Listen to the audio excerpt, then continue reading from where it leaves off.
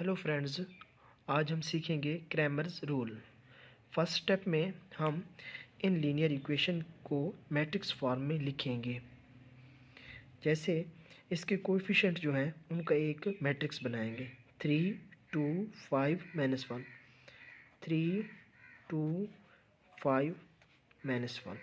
इसी तरह एक वेरिएबल का मैट्रिक्स बनाएंगे। वेरिएबल हैं एक्स और वाई, एक्स और वाई। अब राइट हैंड साइड पे, इन इक्वेशन के राइट हैंड साइड पे जो कांस्टेंट है उनका एक मैट्रिक्स बनाएंगे। ये कांस्टेंट है 2, 3। First step. सेकंड स्टेप में हमने इस मैट्रिक्स को ए का नाम देना है, इस वेरिएबल वाले को एक्स का नाम देना है और इस कांस्टेंट वाले को बी का नाम देना है और इक्वल के साइन की जगह पे इक्वल का साइन लगाना है। A X is equal to B. Now for X, हमें इन एक्स और वाई की वैल्यू चाहिए। एक्स के लिए हमारे पास फार्मूला बनेगा X is equal to A X का डिटर्मिनेंट ओवर ए का डिटर्मिनेंट। एक्स के लिए हमारे पास क्या फार्मूला होगा, ए एक्स का डिटर्मिनेंट ओवर ए का डिटर्मिनेंट। यानी हमें एक्स की वैल्यू फाइंड करने के लिए दो चीज़ें चाहिए, एक ए एक्स का डिटर्मिनेंट, दूसरा ए का डिटर्मिनेंट चाहिए। अब हमारे पास ए तो है पहले से, ये वाला ए है, हमें ए एक्स चाहिए और इन दोनों के डिटर्मिनेंट चाहिए। तो वो हम कैसे करेंगे वो अभी देखते हैं। इसी तरह y की वैल्यू फाइंड करने के लिए हमारे पास ए वाई का डिटर्मिनेंट ओवर ए का डिटर्मिनेंट चाहिए। ए वाई कहाँ से मालूम करेंगे ये सीखते हैं। ए का डिटर्मिनेंट, ए क्या है हमारे पास, ये वाला, इसका हमने डिटर्मिनेंट मालूम करना है। यानी दो स्टेप में ये क्वेश्चन आप सॉल्व कर सकते हैं। पहला क्या था, पहला ये था कि आपने इन लीनियर इक्वेशन से को मैट्रिक्स फॉर्म में लिखा है। अब एक इक्वेशन बनाई है, अब आपको एक्स और वाई की वैल्यू चाहिए। ये एक्स और वाई की वैल्यू चाहिए। एक्स की वैल्यू कैसे फाइंड करेंगे अभी सीखेंगे और वाई की वैल्यू कैसे फाइंड करेंगे सिंपल स्टेप में। नाउ स्टूडेंट, ए का हमें पता है, ए ये वाला कॉलम है, ये मैट्रिक्स है। तो हम यहाँ पे ए की जगह पे ये मैट्रिक्स दोबारा लिख देंगे। ए इज इक्वल टू 3, 2, 5, -1 ए। अब ए से हम निकालेंगे इसका डिटर्मिनेंट, ए का डिटर्मिनेंट। ये साइन डिटर्मिनेंट के लिए हम यूज़ करते हैं ये वाले। अब ए का डिटर्मिनेंट कैसे निकालेंगे, फर्स्ट ऑफ ऑल आपने इसको इसके साथ मल्टीप्लाई करना है 3 इंटू -1। तो यहाँ पे लिखेंगे 3 इंटू -1, फिर माइनस डालेंगे हमेशा। अब इसको इसके साथ ज़रब करनी है 5 इंटू 2, हमेशा 5 इंटू 2। ये डिटर्मिनेंट मालूम करने का तरीका है, हमेशा ऐसे ही आपने करना है। नाउ 3 इंटू -1 इज आंसर -3, क्योंकि 3 को 1 से ज़रब दी, 3 1 3 और माइनस का साइन साथ में आएगा क्योंकि एक रकम माइनस की है।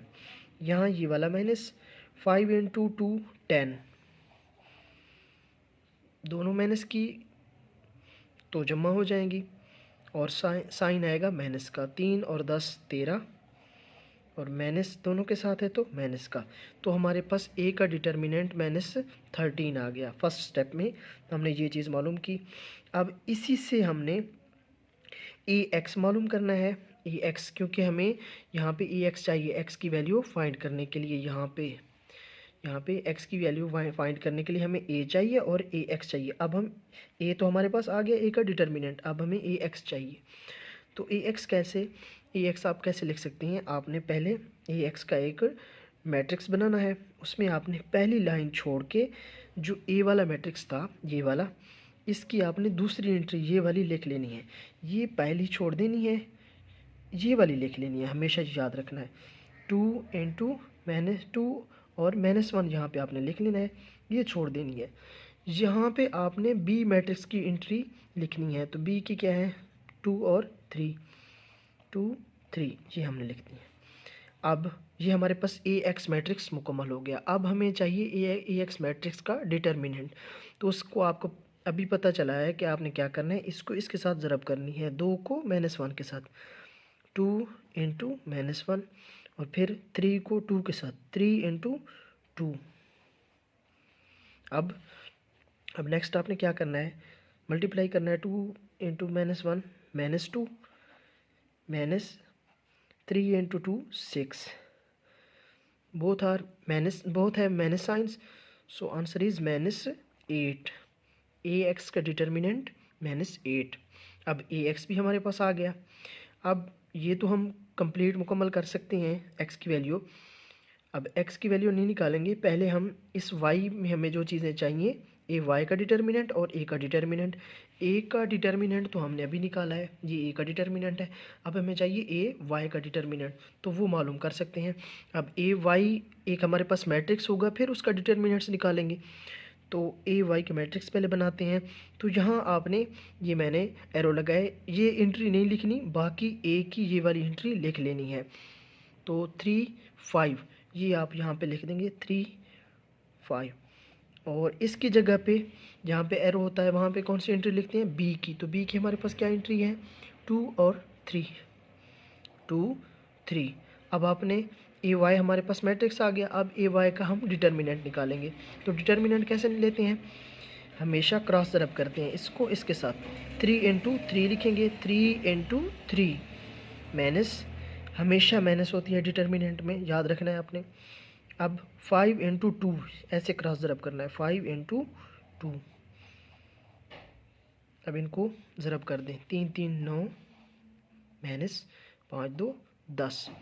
अब एक जो वैल्यू है वो प्लस की और एक माइनस की है, तो हमेशा आपने क्या करना है, जब दो एक प्लस की हो एक माइनस की हो तो हमेशा बड़ी में से छोटी माइनस करनी है। तो 10 बड़ा डिजिट है, इसमें से छोटा डिजिट 9 है, तो ये माइनस करेंगे तो 1 आएगा।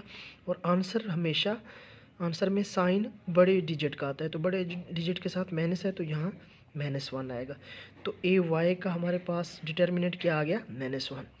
अब देखिए ये x की वैल्यू के लिए फार्मूला था, इसमें हमें दो वैल्यू चाहिए थी, एक ए एक्स की वो हमने मालूम कर रखी है, ये वाली है हमारे पास ए एक्स की वैल्यू -8, और दूसरा ए का डिटर्मिनेंट चाहिए था, वो भी हमारे पास है, ये ए का डिटर्मिनेंट है।